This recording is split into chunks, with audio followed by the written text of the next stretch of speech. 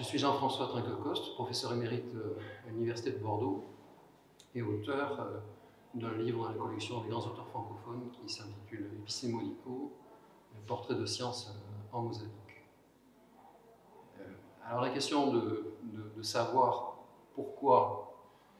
j'ai eu envie d'écrire ce livre, je pense qu'il y a une première raison qui est originelle, c'est une sensibilité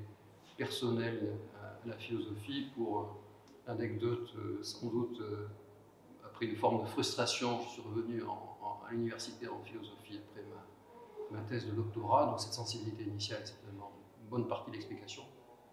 Et au-delà de ça, mes fonctions ultérieures en direction de laboratoire et d'école doctorale m'ont fait penser que l'hygiène du scientifique n'était pas seulement une question de méthode, mais que c'était aussi une question de rapport à la connaissance et à la vérité, donc d'encastrement dans un questionnement plus fondamental sans doute, pour éviter de rester sur des questions de méthode. Deuxième question, dans quelle mesure le présent aujourd'hui donne une acuité particulière à ton ouvrage et à cette sensibilité que tu as développée autour de l'épistémologie? Alors je pense qu'effectivement l'évolution actuelle de la recherche en gestion et en marketing singulièrement, puisque je suis plus spécialisé en marketing, elle est d'abord liée à un travail que j'ai eu à faire, qui est l'initiative d'Alain Jolibert, une contribution dans l'ouvrage sur les grands auteurs en marketing piloté et publié chez EMS, où j'ai rencontré le travail de Shelby D. Hunt, dont la vie a été centrée sur les questions de stratégie, mais aussi sur les questions d'éthique et d'épistémologie. Je me suis rendu compte que, finalement, ce que je connaissais moins bien qu'après avoir travaillé sur le sujet, dans les années 70, 80, jusqu'en 90, cette question de la manière dont le marketing devait ou pas être une science, c'était « Is Marketing a Science », un texte de 1976. Donc pendant 20 ans, dans les colonnes du Journal of Marketing, il y a ce débat, où finalement Hunt va imposer une forme de réalisme critique contre une autre philosophie, celle de Monieson et Delakia, qui était plus qualitativiste et constructiviste. Et donc je me suis rendu compte qu'il y avait ce creuset initial de la recherche en marketing qui était très scientifique. Et je trouve qu'aujourd'hui, il y a peut-être une forme d'évolution dans les thèses qui n'a pas nécessairement, dans laquelle on ne trouve pas nécessairement une conscience de cet ancrage initial. Et je pense que c'est important de retrouver ça. Au fond, la méthode, étymologiquement, c'est un chemin qui conduit au-delà, c'est chez Platon, au-delà de l'ignorance, au-delà de la prison des sens, vers une forme de réalité.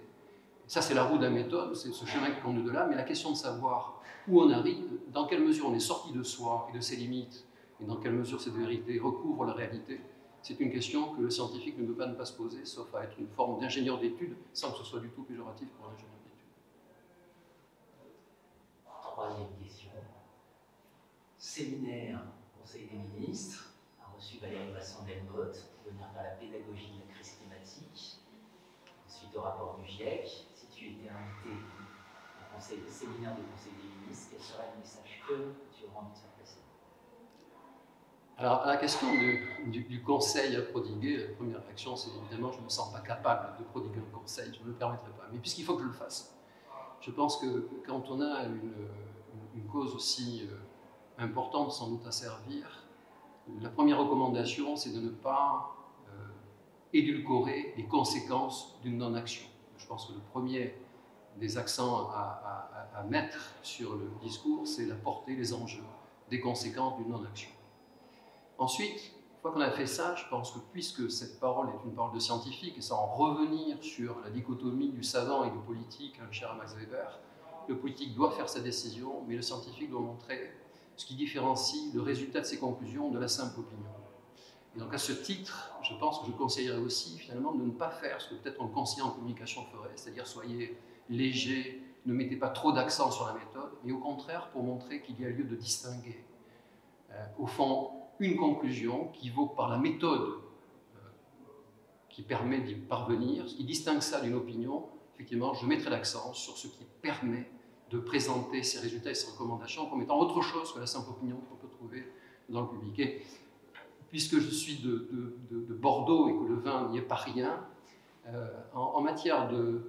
vin, et notamment pour les grands crus, mais c'est vrai pour Bordeaux, c'est vrai pour toutes les régions de production vitivinicole, la qualité des vins dépend évidemment du terroir, elle dépend évidemment des viticulteurs, mais comme en matière d'innovation, où l'innovation c'est une innovation qui rencontre un marché, il faut aussi que le marché ait du talent. C'est-à-dire qu'il faut que celui qui reçoit le vin soit capable de distinguer un vin qui est d'extrême qualité de celui qui ne l'est pas. Je pense que défendre au fond la science et ce qu'il a différencié par la méthode de la simple opinion, ce qui est déjà le souci de Platon, sans revenir à la Grèce antique, c'est une